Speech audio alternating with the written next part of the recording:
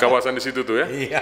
Hampir seluruh rumah tuh bagaimana dulu tuh? Nah, Banyak juga proyek Mas ya? anggota dewan ya kan? Nggak ada kompang, mukanya cemberut gitu. Harus dikalungin bunga maunya begitu kan? Saya ini bukan orang politik, saya orang listrik.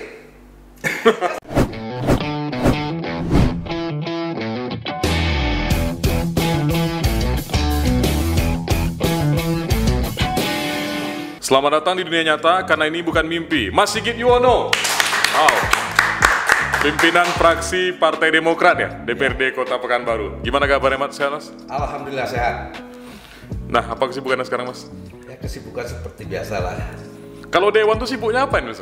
Ya sibuknya sebenarnya kita sibuk sekarang ini belum ada kesibukan karena sebentar lagi kami akan membahas APBD murni 2023. Setelah itu baru membahas APBD perubahan.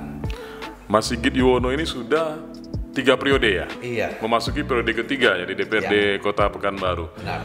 Nggak bosan Mas? Insya Allah belum bosan. Mau lanjut sampai berapa periode rencananya ini? Tergantung dari partai. Partai ya? Ya tergantung dari partai. Kalau partai masih memberi izin kita maju lagi ya kita maju. Kalau tidak mungkin kita pensiun lagi. Pensiun lagi? Sudah siap untuk tidak bekerja kalau misalnya pensiun dari dunia politik? Bisa, karena kita mungkin banyak kesibukan yang lain kan. Bisa jadi kita kembali ke asalnya lagi. Ya. Nah, Mas, memang jadi anggota DPR ini cita-cita atau bagaimana? Atau enggak sengaja nih, Mas? Sebenarnya anggota dewan ini, menjadi anggota dewan ini saya nggak pernah mimpi jadi anggota dewan. Nggak pernah ya? Nggak pernah bermimpi, tidak juga pernah punya cita-cita. Nah, bisa diceritakan nih, kapan mulainya Mas tuh terjun ke dunia politik itu sendiri?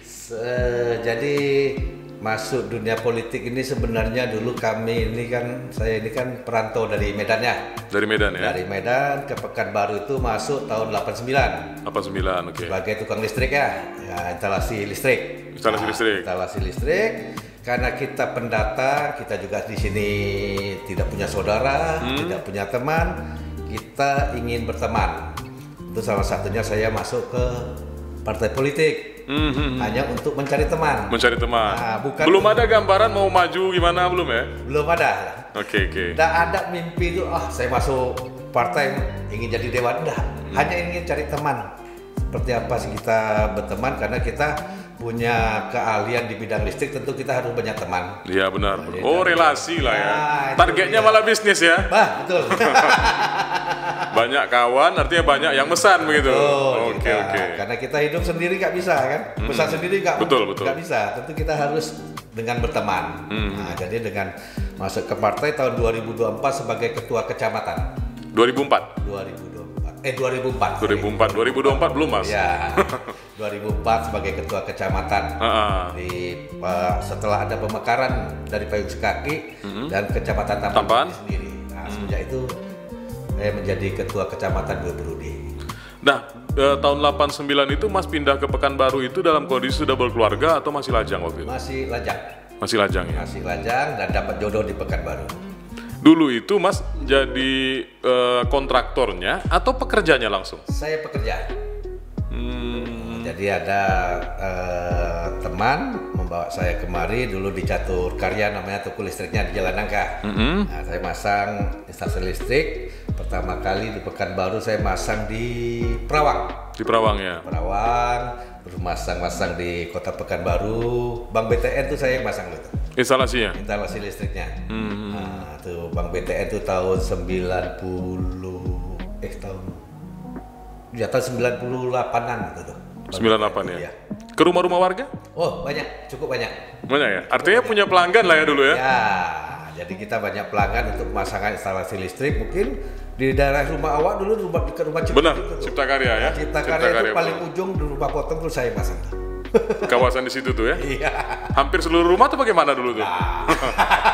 Banyak juga proyek Mas ya? Mas, dulu kan instalasi listrik nih awalnya. Iya. Nah, kemudian bergabung ke partai. Iya. Apakah memang sudah dari awal itu masuk Demokrat atau pernah beberapa partai nih Mas? Kalau dahulu kita pernah dari Medan, kita ada partai yang lain lah. Nah, karena kita hobi bersosial dan kita berorganisasi. Nah, sampai sini karena kita melihat sosok SBY, saya langsung masuk aja. Langsung gabung ya? Langsung gabung, karena tahun 2004 itu kan setelah pemilihan. Betul, jadi betul. kita jadi menjadi koordinator saksi. Waktu itu? Saksi untuk Presiden Bapak SBY. Waktu itu memang pamornya Presiden SBY lagi naik-naiknya waktu Betul. itu? Jadi tidak ada pencalekan, sudah selesai. Jadi itu saya sebagai koordinator Kecamatan Tampan untuk saksi Pak SBY. Nah, menikah di tahun berapa itu, Mas? Menikah tahun 92. Berarti setelah menikah baru gabung partai ya? Iya. Setelah menikah gabung ke partai. Dan setelah itu juga saya tidak bekerja dengan orang lain, saya coba buka perusahaan sendiri. Dari mandiri jadi punya perusahaan begitu? Ya. Jadi punya perusahaan, saya bergabung di AKLI, Asosiasi Listrik Indonesia. Masih jalur listrik juga perusahaannya? Iya, karena kita ambil kerjaan dari pemasangan instalasi sampai pemasangan jaringan. Itu listrik di gedung DPR sekarang masih pasang juga ya? Oh, enggak ya? Kalau sempat yang pasang. Tapi dulu pernah ya? Pernah perbaikin untuk gedung yang lama, saya pernah perbaiki di DPRD itu. Pernah ya? Pernah perbaikan. Ini kan udah sekian tahun nggak pernah pegang listrik nih, masih ingat nggak kalau saya ini disuruh pasang instalasi lagi nih, Mas? Insya Allah sampai sekarang saya masih ingat. Dan masih, saya kalau di rumah ngerjain listrik semua sendiri. Sendiri ya? Sendiri. Masih sendiri. Kemudian 2004 itu kan Mas bergabung dengan partai nih. Ya. Terpikirnya untuk pencalekan itu kapan? Dulu tuh terpikir pencalekan kalau nggak salah saya itu tahun 2009.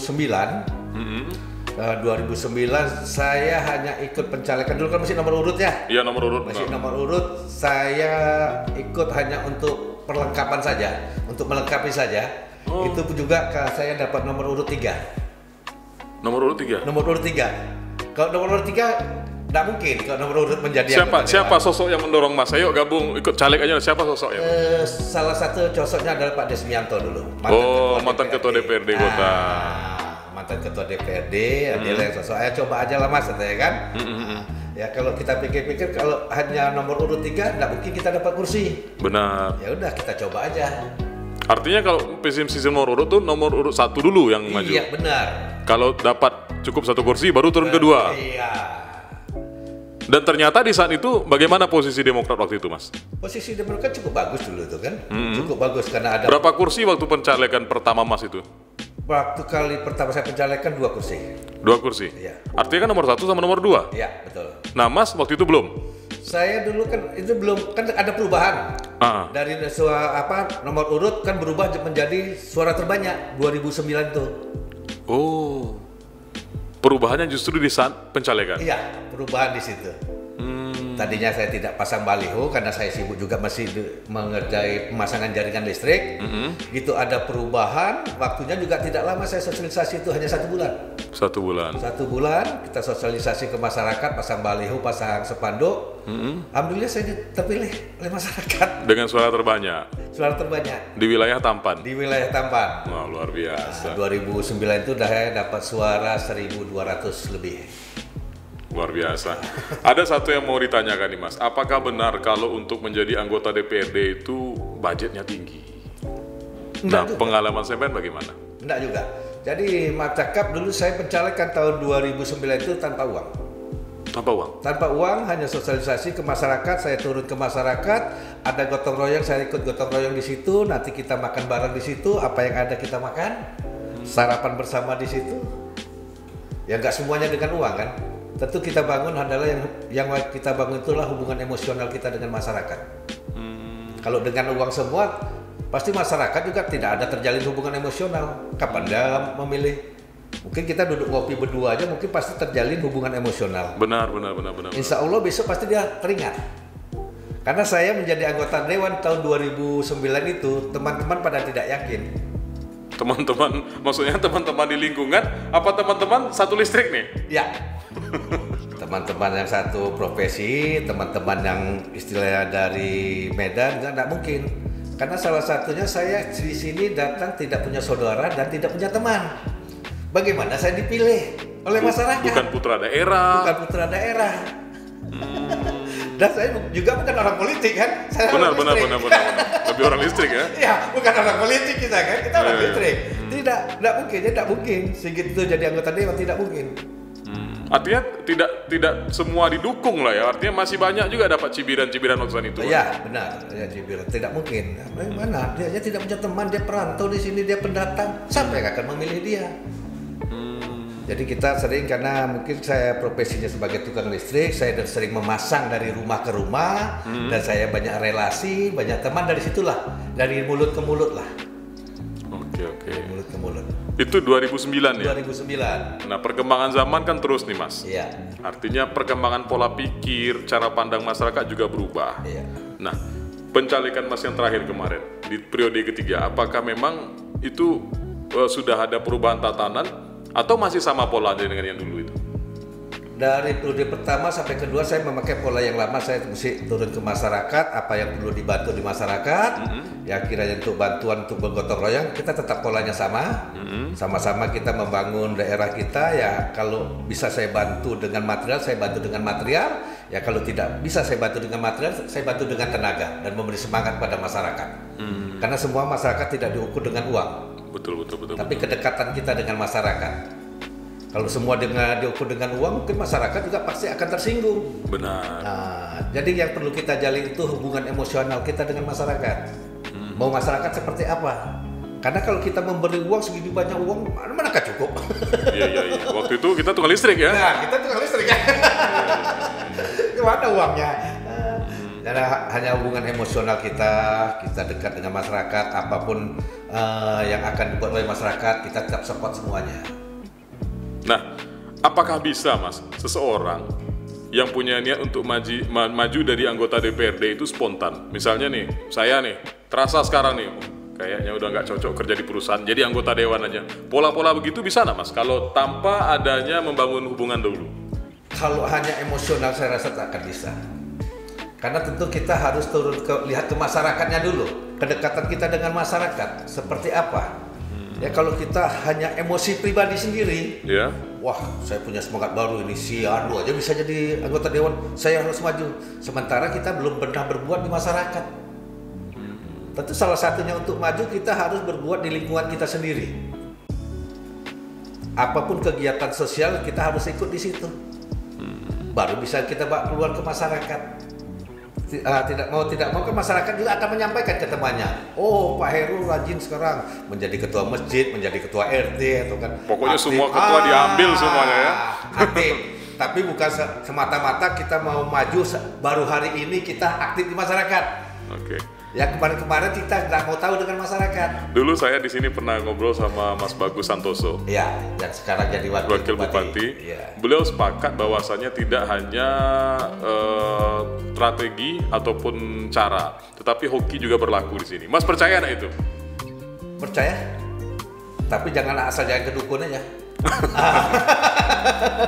Kita percaya. Semuanya ini percaya karena garis tangan kita kan. Nah, Tuhan sudah menentukan kita akan menjadi ini, ya jadi kan. Karena banyak yang lebih pintar ya. Banyak yang lebih berstrategi dan banyak yang lebih lama di partai gitu. Betul. Tidak sedikit tokoh-tokoh yang memang sudah menjadi tokoh di masyarakat tapi juga gagal ketika mencalekkan. Nah, karena kadang strateginya juga belum, garis tangannya juga kan. Iya benar. Strategi sudah diikutin, dah apa segala macam, cuma Tuhan belum mengizinkan. Iya, ada yang garis tangannya terpilih tapi ketika mau dilantik, wah Pak, ada yang begitu. Banyak. Ya saya sendiri mencalonkan sekali langsung jadi, gitu ya. Luar biasa ya. Ternyata memang kadar hoki seseorang juga berpengaruh. Betul. Nah, sekarang kan zamannya sudah berubah Mas. Kalau tahun 2004 itu kan media sosial ini belum terlalu berkembang seperti saat ini. Sementara di 2022 ini kan sudah luar biasa. Semua itu ibaratnya sudah punya CCTV. Ya. Apalagi anggota DPRD ini menjadi pantauan masyarakat. Tindak tanduknya, pola pikirnya, dan juga pergaulannya. Salah-salah bergerak, salah-salah berbicara itu bisa menjadi bumerang bagi dia sendiri.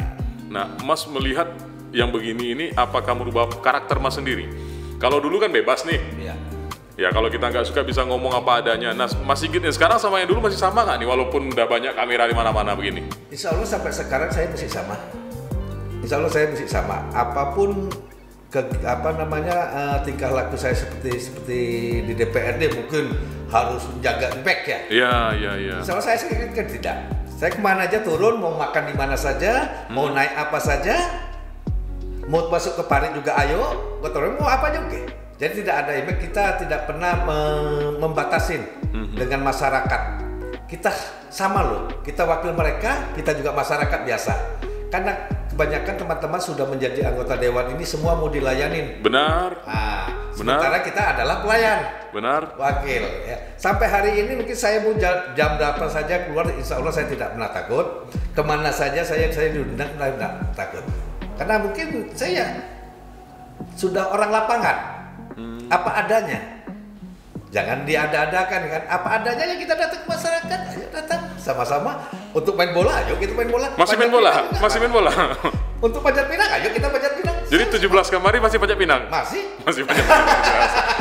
Ini kita disclaimer Mas ya, tidak semua anggota dewan.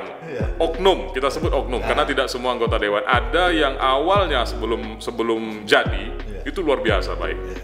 Datang ke semua acara, ramah.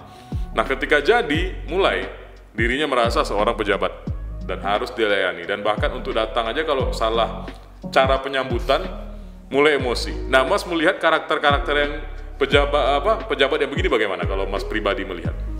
Sebenarnya kadang teman-teman itu yang sudah baru menjabat ini semuanya kan mau ikut meminta protokolernya, ya kan? Iya. Tentu kita bedakan waktu di kantor protokolnya seperti apa dan waktu di masyarakat seperti apa. Kan tidak disamakan. Kadang Betul. ini merasa teman-teman sudah di DPRD duduk, mau rapat, mau minum semua Disiapkan semua, tempat duduk disiapkan semua. Gitu kita turun ke masyarakat tidak bisa seperti itu. Kalau bisa kita duduk datang ke masyarakat duduk lesen, kita duduk lesen sama-sama. Artinya protokoler di masyarakat tidak ada kalau belum masuk. Jadi hanya kebiasaan saya ini anggota dewan. Ya kan? Nggak ada kompang, mukanya cemberut gitu. Harus dikalungin bunga maunya begitu kan? Sebenarnya itu terlalu berlebihan. Kalau ya. bisa kita tidak usah ada merepotkan masyarakat, harus disiapkan kompang, harus kalungkan kerangan bunga. Ya kita datang, kalau bisa dadakan saya datang seperti biasa saja. Orang kita waktu tidak tugas datang ke masyarakat ini kan masyarakat biasa. Ya mau kemana kita ya duduk situ, mau duduk pos ronda, yuk duduk pos ronda ya. Sama-sama. Kalau semua mau dilayani seperti itu, akhirnya masyarakat mencibir. Maaf cakap ya, kalau kita sudah menjadi anggota dewan, kita lupa membuka kaca mobil saja. Benar. Itu sudah menjadi omongan. Sudah menjadi omongan, sudah menjadi anggota dewan, kaca mobil aja nggak dibuka. Di telepon aja udah nggak mau ngangkat, padahal lagi sibuk gitu kan? Iya betul. Nah Mas, kan dulu tuh awal maju itu kan karena memang kedekatan yang dibangun dengan masyarakat. Iya. Rasa persaudaraan lah. Betul. Hubungan bisnis yang berubah menjadi hubungan persaudaraan. Iya. Kemudian Allah menakdirkan jadi anggota DPR di tahun 2004 ya. Iya. Di 2004. Ini kan ada berapa suara tadi? 1.200 suara ya. Tentu di 2010, 2014, tentu kan jumlah penduduk Pekanbaru bertambah. Artinya konstituen kita bertambah. Dan sekarang tambah banyak. Di 2019 kemarin ya. Tambah banyak. Nah, gimana cara Mas melayani orang sebanyak ini nih? Apakah dengan adanya orang baru ini terus orang lama kita lupa? Tidak. Atau orang lama terus kita kunjungi nih? Tetap kita ya, kalau kita sudah menjadi anggota dewan, mungkin kalau waktu reses ini kan turun kita bagi. Ya kadang ada masyarakat kemarin Pak Sigi sini kemarin, sekarang kalau tidak ada kemarin lagi tetap kita, karena kita reses kita juga hanya terbatas, mungkin kita bagi terus kita tiap turun ke masyarakat, kita reses inilah kita bisa membantu masyarakat untuk masyarakat menyampaikan aspirasinya ke kita, dan kita akan menyampaikan ke pemerintah kota. Alhamdulillah saya 2009 menjadi anggota dewan itu 1.000 lebih, tahun 2014 suara saya naik menjadi 2.000 lebih, dan tahun 2019 kemarin juga naik menjadi 4.000 lebih. Wah, luar biasa. Artinya ada peningkatan yang signifikan ya. Ini sampai nggak boleh main aman ini. Kalau seandainya periode berikutnya masih maju di Dapil Tampan dan untuk Kota Pekanbaru, ini namanya main aman. Nyaman di zona aman itu nggak boleh. Ada niat nggak maju ke yang lebih tinggi. Ini berbahaya nih. Kalau yang begini-begini nanti anggota DPR di wilayah Tampan nggak berani maju. Sebenarnya kalau waktu kita mau maju kembali, kalau besok 2024 ada pencalekan kembali, sebenarnya semuanya kan dari nol. Kembali lagi, kalau anggota dewan itu mungkin banyak buruknya dan bagusnya. Betul. Itu pasti itu. Kalau yang baru mencaleg itu pasti dia tidak ada beban. Yang punya beban ini adalah incumbent. Orang lama ya? Iya, incumbent. Incumbent ini cukup berbeban, karena pasti buruknya ke masyarakat. Kita waktu ada undangan pesta kita tidak hadir aja udah jadi bahan cerita ke masyarakat kan, mana ke pasti buruknya. Tapi kalau yang baru akan maju itu tidak ada beban, mereka kemana aja bebas masuk, pasti akan imbasnya. Oh itu siapa tuh menjadi anggota dewan tidak pernah datang kemari, tidak pernah reses kemari, tidak pernah ada yang dibangun di daerah kami. Nah, apalagi kalau kita reses di tempat itu, masyarakat minta jalannya disemenisasi dan sampai hari ini juga belum disemenisasi, itu akan menjadi beban sama kita. Nah betul, ada permasalahan begini yang sering ditemukan di masyarakat. Anggota dewan ini kan fungsinya penganggaran. Betul. Fungsi legislasi ya. Iya. Sementara di eksekutif sebenarnya fungsi pelaksanaan. Betul. Tadi. Ketika seorang anggota dewan turun ke masyarakat, ke konstituen dia, ya, dalam kondisi infrastrukturnya yang jelek, Pak, bantu Pak, tolong disemenisasi jalan nih Pak, tolong ini di aspal Pak, tolong ini dibeginikan Pak, puskesmas kami butuh ini Pak. Kita hanya bisa mengusulkan dan menganggarkan. Ternyata aplikasinya ketika di eksekutif belum terlaksana. Bagaimana Mas mau menjelaskan ke mereka itu? Karena tidak semua masyarakat paham soal ini Mas. Betul. Jadi memang tugas DPRD ini kan kalau apa kan cuma 3 kan? Cuma 3, satu penganggaran, budgeting ya kan, satu lagi pembuatan perda, undang-undang ya, undang-undang, peraturan daerah, dan satu lagi adalah pengawasan. Betul. Nah, jadi memang budgeting itu sama kita, tapi penggunaan anggarannya bukan pada kita kan? Nah di situ kadang-kadang penggunaan anggarannya adalah di OPD masing-masing. Jadi sebenarnya ini untuk masalah pembangunan kita kan mengawal ya aspirasi masyarakat. Betul. Nah, untuk mengawal aspirasi masyarakat, kita memang di sini cukup berat karena di situ ada dari Musrembang, benar, ada dari aspirasi masyarakat yang melalui reses. Semuanya minta dibangun. Semua minta dibangun. Jadi kita kalau belum dibangun, kita akan turun, kita sampaikan ke masyarakat. Kita sampaikan masyarakat dengan keadaan keuangan kita.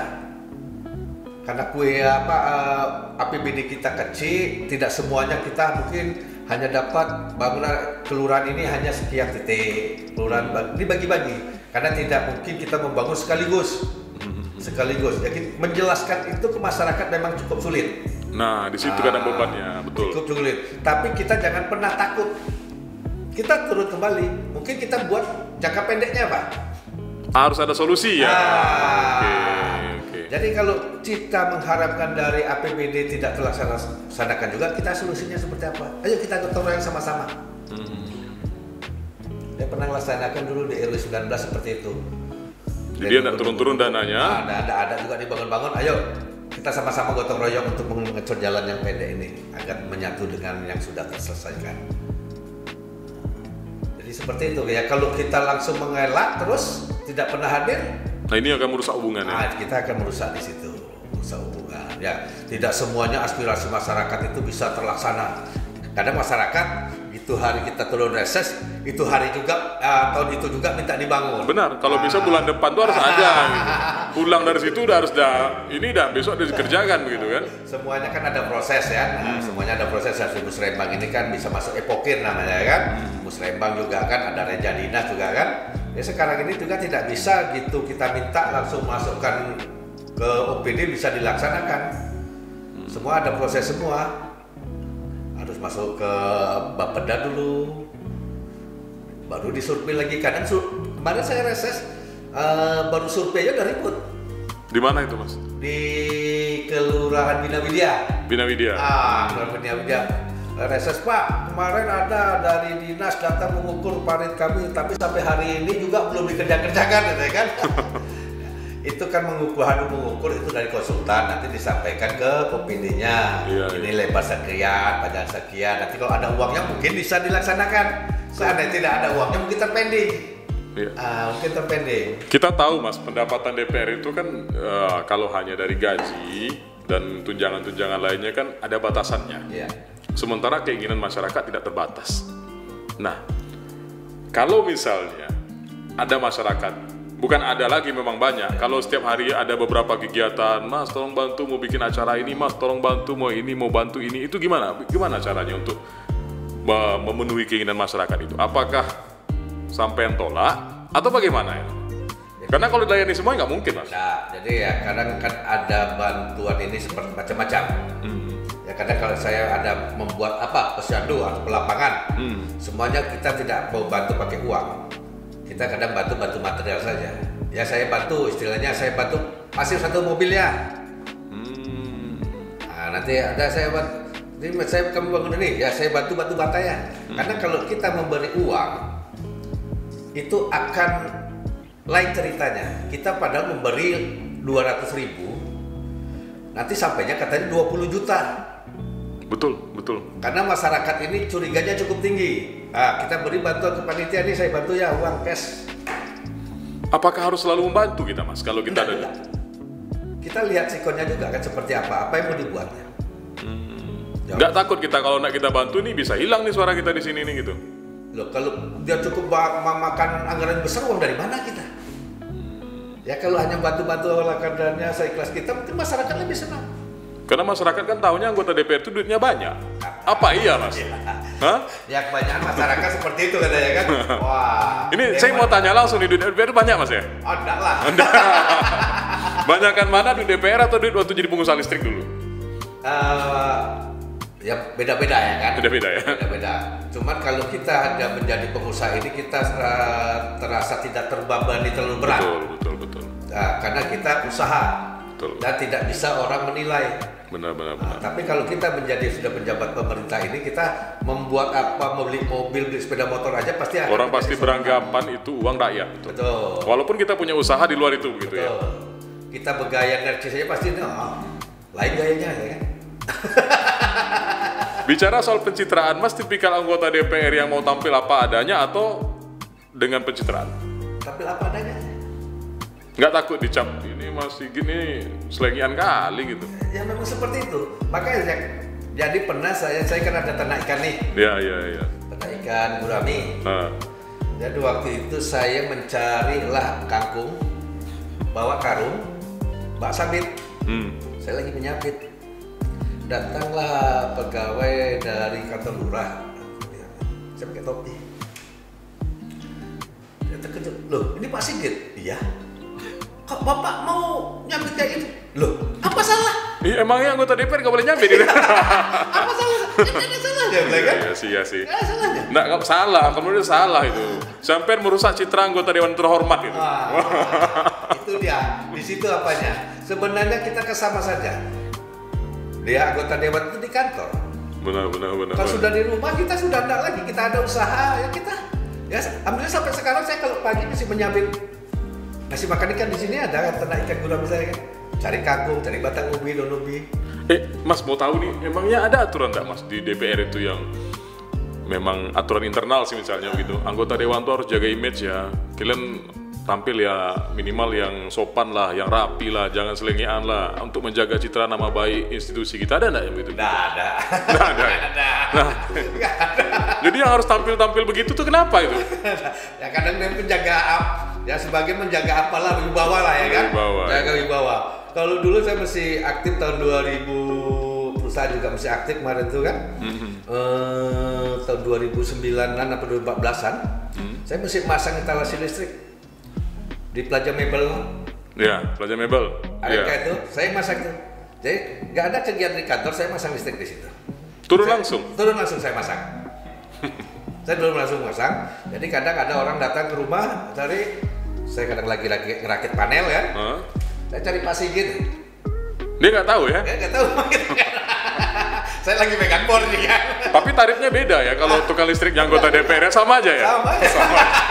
Kirain kena tukang listrik anggota DPR terus naik itu harganya enggak ya? Sama aja ya? Ya kadang sama cakap nomor handphone kan mesti yang lama.